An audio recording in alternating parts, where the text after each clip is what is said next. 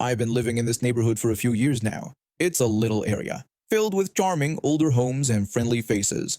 On this particular day, I had a busy morning planned. I needed to pick up some art supplies for a new project, grab groceries, and swing by the post office to mail a package to a client. I got an early start, hoping to beat the usual midday rush. As I was heading home, I decided to take my usual shortcut past the elementary school. Now, I know during drop-off and pickup times, that street becomes absolute chaos. But in the middle of the day, it's usually smooth sailing. Boy, was I in for a surprise. As I turned onto the narrow one-way street, I noticed a car ahead of me slowing down. No big deal, I thought. Probably just someone picking up a kid who was feeling sick or dropping off a forgotten lunch. But then, the unthinkable happened. The car came to a complete stop right in the middle of the lane. I watched as the driver turned off the engine, flipped on the hazard lights, and casually stepped out of the car. Was this person seriously about to leave their car parked in the middle of a one-way street? I honked my horn trying to get their attention. I yelled out that she couldn't park there, but my words fell on deaf ears. The woman, and I kid you not, she had the classic Karen haircut, didn't even flinch. She just waltzed right into the school as if she owned the place. I sat there dumbfounded. What was I supposed to do now? I couldn't go around her. There was no space. I couldn't back up. Cars were already lining up behind me. Minutes ticked by. 5, 10, 15. The line of cars behind me grew longer and longer. Horns started honking. People were shouting out their windows. I exclaimed about how ridiculous the situation was, pointing out that there were parking spots just up the road. The driver behind me asked what was going on and why we weren't moving. I explained that some lady had just parked her car in the middle of the street and gone into the school. We all sat there stewing in our frustration. I considered laying on my horn until she came back, but I didn't want to disturb the kids in school. Plus, something told me this woman wouldn't care anyway. Finally, she emerged from the school. She strolled back to her car looking as carefree as ever. The cacophony of horns and angry shouts that greeted her seemed to bounce right off her. The woman offered a half-hearted apology, saying she just had to drop something off for her child. Her fake apology only fueled our anger. As she got into her car and drove off, I noticed a police cruiser turning onto our street. Apparently, one of the drivers behind me had called the cops. The officer pulled up beside my car and asked what was going on. I explained that we had just missed the woman who had parked her car in the middle of the street for 15 minutes, blocking all of us. The officer looked concerned and asked us to pull over so he could take our statements. As we were talking, wouldn't you know it, the woman came driving back around the block. The officer flagged her down and asked her to pull over. That's when things got really interesting. The woman immediately became defensive, claiming she hadn't done anything wrong and accusing us of harassing her. The officer tried to calm her down, saying he just needed to ask a few questions. But she wouldn't listen. Instead, she made wild accusations, claiming we had threatened her and her kids, and even said we had threatened to shoot up the school. Her wild accusations left us all stunned. The school security guard, who had come out to see what the commotion was about, looked completely baffled. He contradicted the woman's claims, stating he had been at the entrance all day and nothing like that had happened. The woman didn't like that one bit. In a fit of rage, she actually took a swing at the officer. Big mistake. Within seconds, she was in handcuffs, screaming about how we were all conspiring against her. The officer read her rights as he put her in the back of his cruiser. The officer informed us that she was being charged with assault on a police officer and filing a false report. He added that they would also be citing her for illegal parking and obstruction of traffic. It wasn't the way I expected my morning to go, but oh well. One thing's for sure, I'll be avoiding that shortcut for a while, entitled Parents or Not. My family and I live in a mostly white suburban town in New Jersey. We're Asian, and while most people are okay, there's definitely some underlying racism. My mom's a first-generation immigrant with a pretty thick accent, which sometimes causes issues. One day, my mom went to visit her friend across town. As she was leaving, she pulled out of her parking spot on this wide road. There was plenty of space, and a Jeep was coming down the hill, but it was far enough away that my mom had time to get out. Suddenly, this woman in the Jeep, let's call her Karen, swerves around my mom, crossing a double yellow line. Her rear wheel caught my mom's front bumper, ripping it clean off. Karen jumps out of her car screaming at my mom. She accused my mom of not knowing how to drive. My mom tried to explain that Karen had cut her off despite there being plenty of room. Karen yelled at my mom to call the police. When my mom said her phone was dead, Karen turned to a neighbor who had come out and demanded they call the police immediately. The police arrived, but things get weird. The officer barely talks to my mom before going to chat with Karen's boyfriend, who showed up and turns out to be an off-duty cop. They talk for a while, then send everyone home. When we got the police report, it was all wrong. It said my mom pulled out without signaling and hit Karen's car. Karen wanted our insurance to pay for her damage. We were stunned. My mom went to our neighbor, a retired police captain, for advice. He told her to go to the station and ask to file an internal complaint. So she did. At the station, my mom asked to see the chief. The officer told her she couldn't just walk in and see the chief. My mom then asked where she could file an internal complaint. The officer suddenly became alert and offered to show her the way. My mom showed all the evidence to the deputy chief, photos from witnesses, everything. She even mentioned possible racism since the officer ignored her accent. They started an investigation. Our insurance saw the evidence and refused to pay Karen. They went after her insurance instead. A month later, we thought it was over. An officer came by to say the cop who wrote the report was punished. We were ready to move on. Then, surprise, we get a court summons in the mail. Karen had filed 3 tickets against my mom just one day before the deadline. We couldn't even counterfall. My mom realized Karen was trying to pressure her into paying up and going away. When I asked what we were going to do, my mom said we were going to fight. My mom's not one to back down. She hired a lawyer and moved the case to a bigger court in another town. Smart move. It leveled the playing field and made it a hassle for Karen. On the court date, we show up ready for battle. But guess what? Karen's a no-show.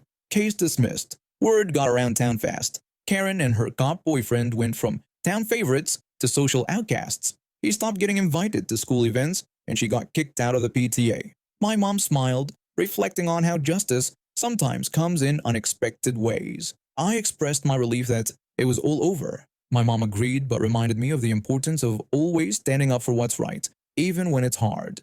It wasn't easy, but seeing Karen and her boyfriend get what's coming to them made it all worthwhile. Our little town might never be perfect, but at least now people think twice before trying to take advantage of others.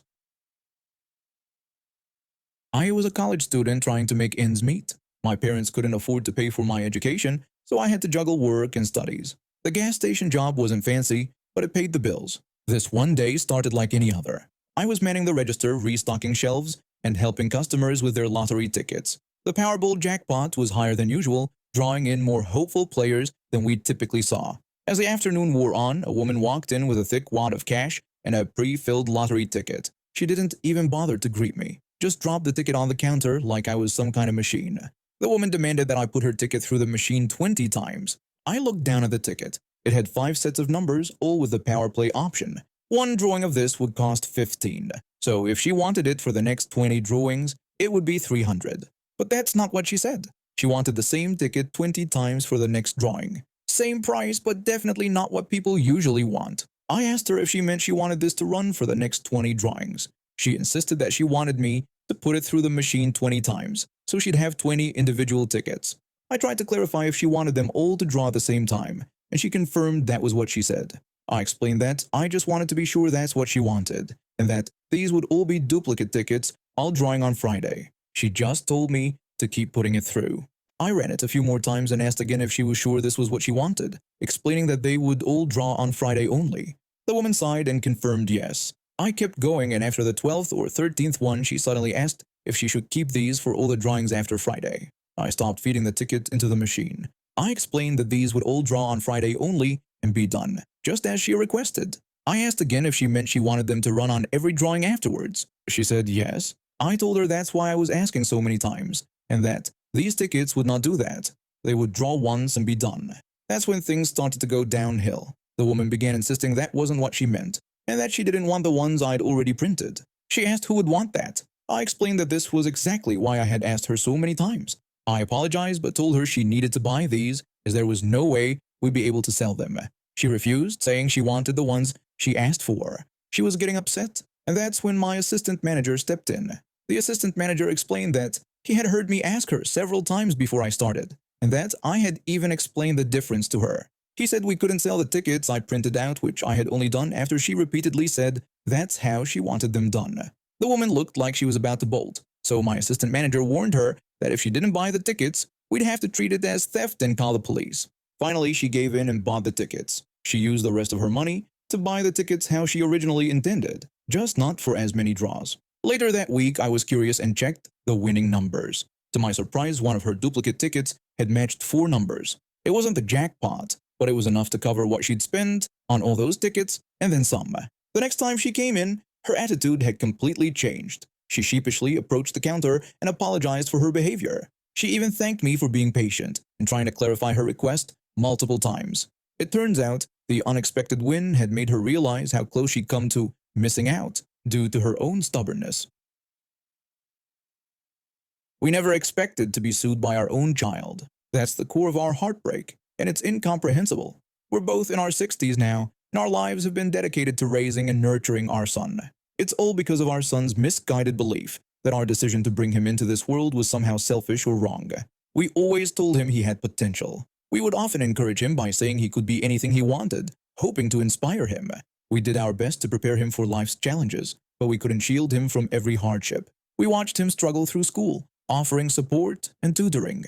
When he changed majors in college, we stood by him, even when he ultimately decided to drop out. Since then, we've watched him move from job to job, always hoping he'd find his place in the world. His personal life has been difficult to witness. Each failed relationship left us aching to comfort him, but he pushed us away. We've seen him withdraw from friendships, and it pains us to think he might feel like a failure. We've always seen his worth, even when he couldn't see it himself. One day, we received a shocking phone call. Our son had lost another job, but instead of asking for help or support, he informed us he was suing us. It sounded insane, but he insisted we listen. He explained his reasons for the lawsuit, claiming we had brought him into this world unprepared and ill-equipped to handle its challenges. He accused us of being responsible for the mess he believed we had created. We were devastated. We couldn't understand how our own child, whom we loved unconditionally, could turn against us like this. We hired a lawyer to defend ourselves, though it felt wrong to need protection from our own son. The day he confronted us was heartbreaking. When I questioned his actions and reminded him of all we had given him, he coldly responded that we had given him everything except a choice. My husband protested, listing all we had done, raising him, feeding him, clothing him, loving him unconditionally. Our son dismissed it all, stating that he was paying the price for our decision. The case went to trial, becoming a media circus. We were painted as villains by some, while others defended the sacred bond between parent and child. In the courtroom, we listened as our son's lawyer argued that he never consented to existence, that we had thrust him into a world of suffering. Our lawyer countered, calling the case preposterous and warning about the dangerous precedent it could set. As parents, we testified about our love for our son, the sacrifices we made, and our constant efforts to provide him with opportunities and support. The trial dragged on, with experts debating the ethics of procreation and the nature of existence itself. We watched our son barely recognizing the angry, bitter man he had become. Where had we gone wrong? On the final day of the trial, our son made a statement to the court. He spoke of justice and compensation for his suffering. As he spoke, we saw not the man before us, but the baby we had held, the child we had nurtured, the teenager we had guided. Our hearts broke anew. The courtroom fell silent as the judge prepared to deliver the verdict. We held each other's hands, praying for understanding. The judge's voice rang out clear and firm. He not only dismissed the case, but delivered a scathing rebuke to our son. The judge explained that the gift of life is not a transaction or a contract, but an act of love, hope, and faith in the future. He stated that as parents, we owed our son nothing but love, shelter, and guidance, all of which we had provided abundantly. The judge continued addressing our son directly. He criticized our son for squandering the precious gift he was given and for blaming us instead of taking responsibility for his own choices and actions. The judge declared the lawsuit not only without merit, but morally reprehensible. He then turned to us, his voice softening. The judge apologized to us for the pain and anguish this frivolous lawsuit had caused, commending our love and dedication to our child even in the face of this betrayal. As we left the courthouse, surrounded by supporters and well-wishers, we felt a mix of relief and sorrow. We had won the case, but at what cost? Our relationship with our son seemed irreparably damaged. In the days that followed, we received countless messages from other parents sharing their own struggles and offering support. Our case had sparked a global conversation about the beauty and challenges of parenthood and the importance of gratitude and personal responsibility. As we sat in our home looking at old family photos and remembering happier times, we realized that our love for our son remained unchanged, despite everything. We hoped that one day he would understand the depth of our love and the joy his existence had brought to our lives. And maybe, just maybe, this experience would lead him to find the purpose and appreciation for life that he had been missing.